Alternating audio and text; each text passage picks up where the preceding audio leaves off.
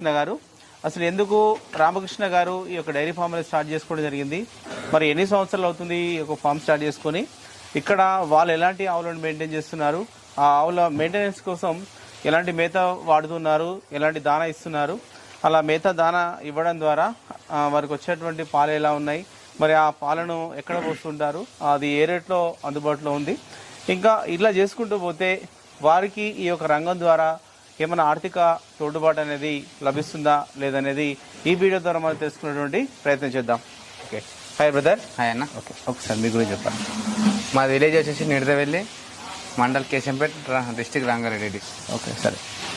Okay, Ramakrishna free వదిలేసి actually అంటే మీరు మామూలుగా చదువుకున్నారా? ఎట్లా ఈ యొక్క ఆవుల పోషణలోకి రావడం జరిగింది? నేను ఇంటర్ కంప్లీట్ అయింది అన్న. ఇంటర్ కంప్లీట్ అయిన తర్వాత ఇంటర్ కూడా వర్క్ చేసుకుని ఇంటర్ చేసేసిన తర్వాత పోల్ట్రీ ఉండే. పోల్ట్రీ లీజ్ తీసుకుని పోల్ట్రీ వేసుకుంటా దాని తర్వాత దాంట్లో వచ్చిన ఇన్కమ్ తోటి షెడ్లా ఇన్వెస్ట్మెంట్ చేసిన. షెడ్ వేయక ముందుకు ఆవులనే తెచ్చినాం. ఆవులను ఫస్ట్ ఒక 10 వరకు రెడీ చేసినాం. తర్వాత ఇబ్బంది అవుతుందని షెడ్ కట్టేసినాం.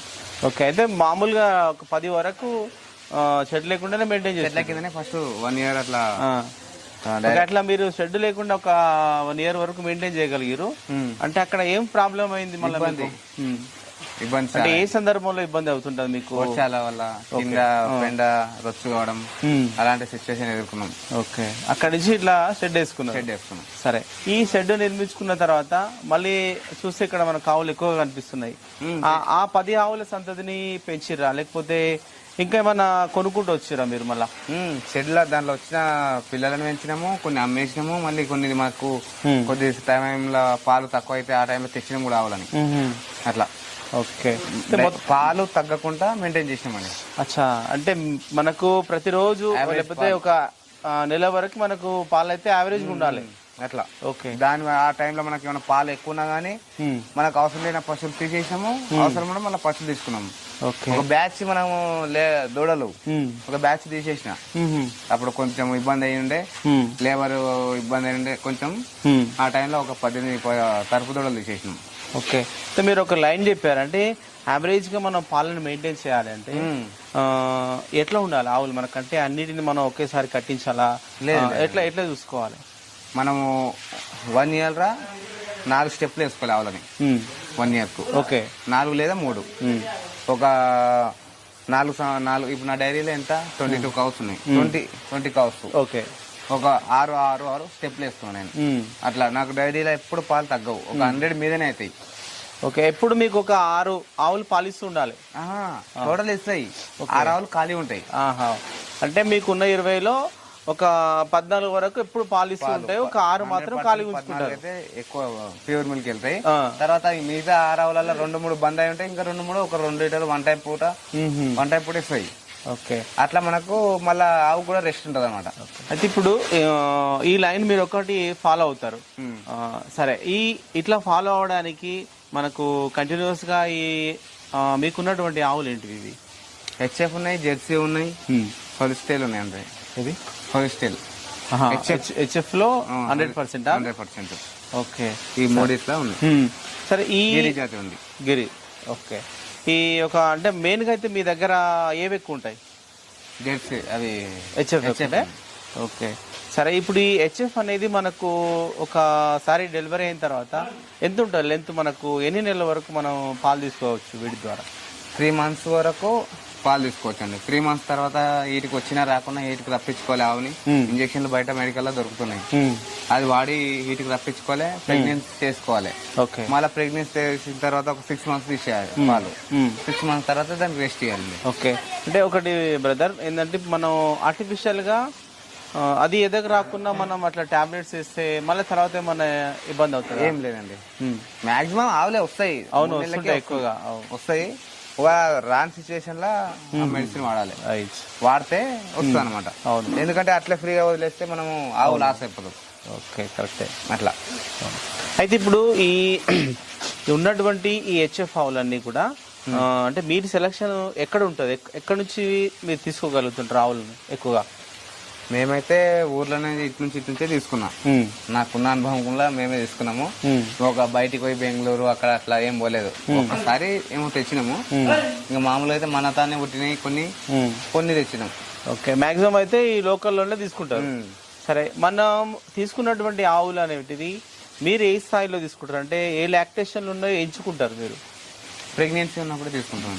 ప్రెగ్నెన్సీ లేదా డెలివరీ అయినాక. ఓకే, అంటే మనకు పాలు వస్తాయి. ఒక ఈతదా, 2 ఈతల అట్లా చూస్తారా ఏమన్నా? ఫస్ట్ లేదా సెకండ్. ఓకే, ఒకవేళ మనం ఫస్ట్ సెకండ్ కాకుండా తీసుకుంటే మనకు ఎట్లా? థర్డ్ ఫోర్త్ అయితే ఆవుని అంత గుర్తుపడలేము. అది 5 తెలియదు, 6 తెలియదు. ఓకే, ఫస్ట్ సెకండ్ అయితే మనకు కొంచెం క్లారిటీ ఉంటుంది. దాని పర్సనాలిటీ, దాని శరీరము, దాని ముఖం, దాన్ని బట్టి మనం గుర్తుపట్టగలుగుతాం. అదే 3, 4 అయితే మనం గుర్తుపడలేము. ఓకే, అంటే ఎక్కువ ఈతలు ఉన్నదాన్ని మనం ఈజీగా గుర్తుపట్టలేము. కొన్ని గుర్తుపడతాం, కొన్ని గుర్తుపడతాం. ఓకే, అట్లా రైతులు కూడా లాస్ అవుతారు. దళాలు ఉంటారు కదా. అవును, ఇది 5 ఈతలు అయినా సరే అది 3 ఈతలు 2 ఈతలు అని చెప్తారు. అవును, అట్లా మాక్సిమం ఫస్ట్ లేదా దాంట్లో పండు కడలు చూస్తే గుర్తుపడతాం అనమాట, ఫస్ట్ లేదా సెకండ్. ఓకే, మీరు ఒకటి ఏంటంటే ప్రెగ్నెన్సీ ఉన్న వాటికి ఎక్కువ ఇంపార్టెన్స్ ఇస్తట్టుంది. అంటే ఎందుకు మనం అట్లా డెలివరీ రెడీగా ఉన్న ఇంపార్టెన్స్ ఇవ్వాలి మనం? దానికి ఆ టైంలో రెస్ట్ ఉంటుంది, మనకు పాలు ఇయ్యదు. ఆ టైంలో కొంచెము దానా ప్లస్ కాల్షియం అలాంటివి కొంచెం చూసుకోవాలి. మిగతా టైంలో దాన్ని చూసుకోలేము. ఎన్ని ఇచ్చినా కానీ పాలు వస్తూనే ఉంటాయి అనమాట. ఇదే టైంలో దానికి ఏమున్నా ఏం తిన్నా దానికి బాడీకే పని చేస్తుంది అనమాట అది. ఓకే, అంటే మెయిన్ గా అయితే ప్రెగ్నెన్సీ ఉన్న టైంలో తీసుకున్నా వాటికి అన్నిటికి కరెక్ట్ పని చేస్తుంది. అవును, హెవీ గ్రోత్ వస్తుంది. తర్వాత డెలివరీ అయిన తర్వాత ఆటోమేటిక్ మనకు వచ్చేస్తుంది దాని రిజల్ట్ అనేది. అవును, సరే. అయితే ఈ హెచ్ఎఫ్ మీరు బాగా మెయింటైన్ చేస్తారు కదా, మనకు ప్రధానంగా వీటికి ఎక్కడ ప్రాబ్లమ్స్ పెడుతూ ఉంటాయి? వచ్చేటువంటి ప్రాబ్లమ్స్ కు మీరు ఎలా జాగ్రత్త పడుతుంటారు? మాక్సిమం అన్ని కుట్టి, దానా, కాల్షియం ఇవన్నీ కరెక్ట్ టైంకి వేసుకుంటే అసలు ప్రాబ్లం అనేది ఏం రాదు. వచ్చినా గానీ ఒక పొదుగువాపులు వస్తుంటాయి. అట్లా అలాంటి చిన్నవి వస్తాయి తప్ప పెద్దగా ఏం రావు. గాలికుంటూ అలాంటివి వస్తుంటాయి. ఆ వ్యాక్సిన్ ఎంతో ముందు జాగ్రత్తలు ఇచ్చుకుంటే అయిపోతుంది. ఓకే, మాక్సిమం అన్ని దానికి కరెక్ట్ టైంకి ఇస్తే ఏం ప్రాబ్లం ఏమి లేదు. ఇక దానికి టైంకి వేయకుండా అన్నట్టు మనం ఇలా కట్టేసి బాయి కాడికి ఊరికి పోయేస్తే అది దానికి టైంకు లేక ఏదో ఒకటి సూరాయిస్తుంది దాని కడుపులో. ఓకే, ఓకే, అంటే మనము కరెక్ట్ టైంకు వాటిని చూసుకోకపోతేనే ప్రాబ్లం వస్తాయి. అప్పుడు వాటికి ఏం ప్రాబ్లమ్స్ అయితే రావు మనకు. రావు. ఓకే, సరే. అయితే ఇప్పుడు వీటి కోసం అంటే మీరు మాక్సిమం ఒకటి ఏంటంటే పొదుగు వాపు గురించి చెప్పారు.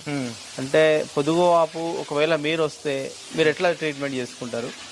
డాక్టర్ సంపాదిస్తారా లేకపోతే మీరు ఫోన్ చేస్తాం, మెడిసిన్ చెప్తారు, చెప్తే మేము చేసుకుంటాం. ఓకే, మా బ్రదరే డాక్టర్ కూడా. అట్లనా? ఓకే, ఇప్పుడు మీ ఒక పొదుగు వాపు వచ్చినటువంటి ఆవుకు మనకు కనిపించేటువంటి లక్షణాలు ఏముంటాయి? పొదువాపు వచ్చినప్పుడు మామూలుగా ఈనప్పుడేమో ఒక రకం పొదువాపు వస్తుంది.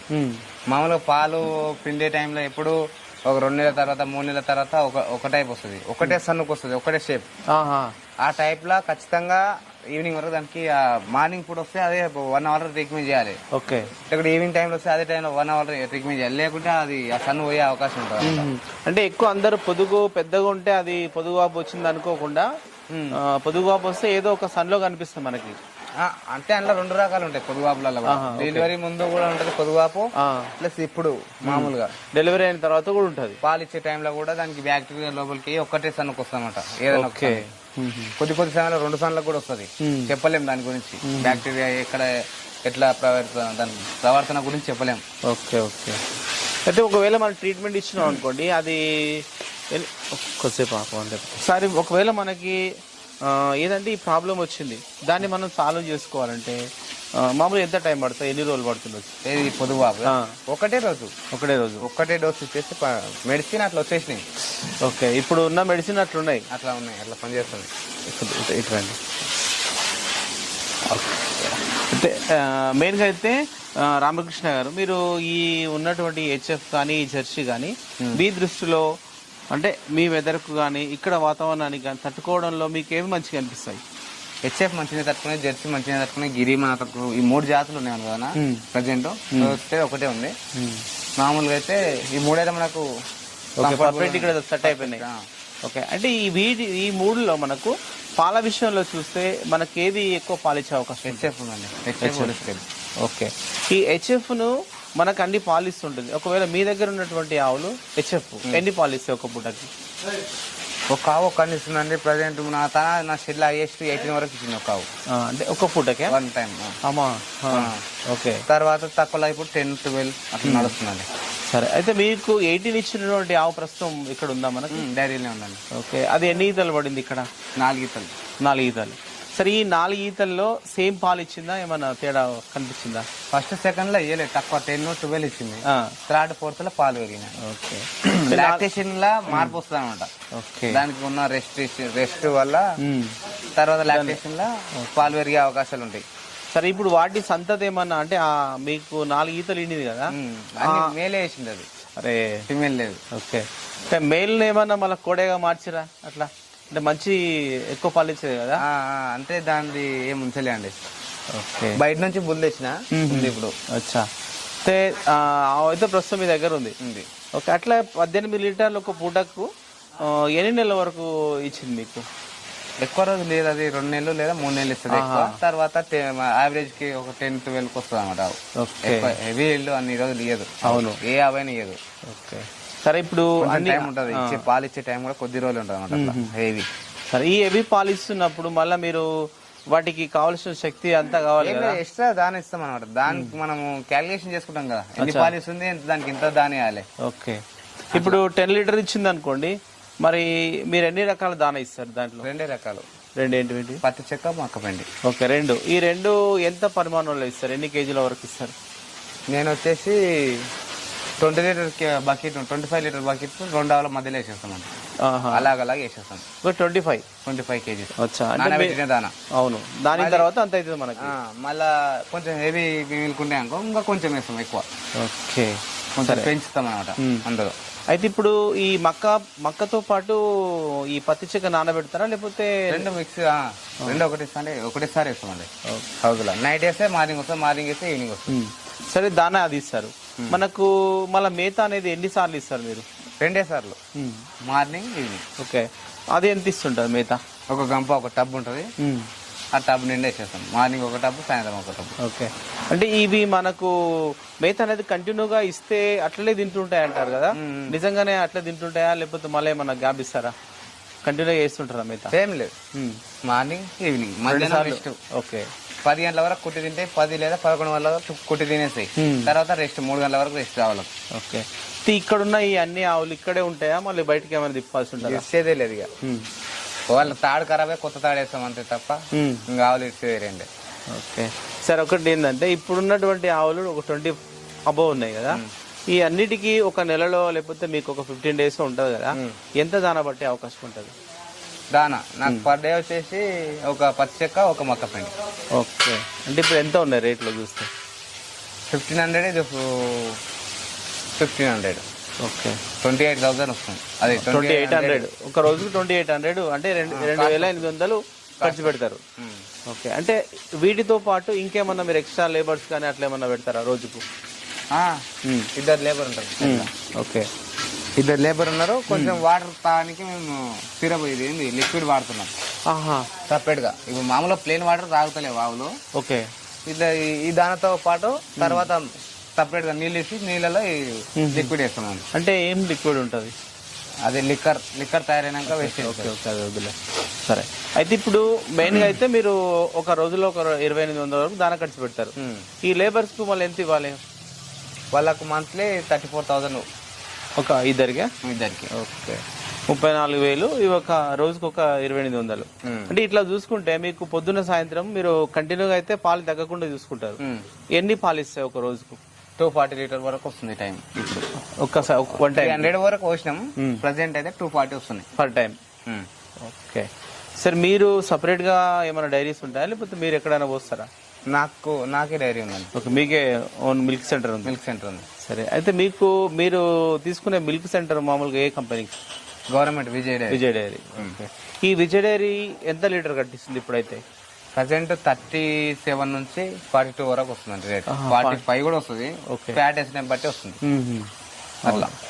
సరే, అయితే మీరు ఈ హెచ్ఎఫ్ ఉన్నాయి కదా, ఈ హోలిస్టన్ 100% హెచ్ఎఫ్ అట్లాంటిది, మరి అంటే వాటి పాల దిగుబడి ఎక్కువ ఉన్నప్పుడు మళ్ళీ ఫ్యాట్ ఎస్ఎన్ఎఫ్ ఏమన్నా ఎక్కువ పెరుగుతుందా?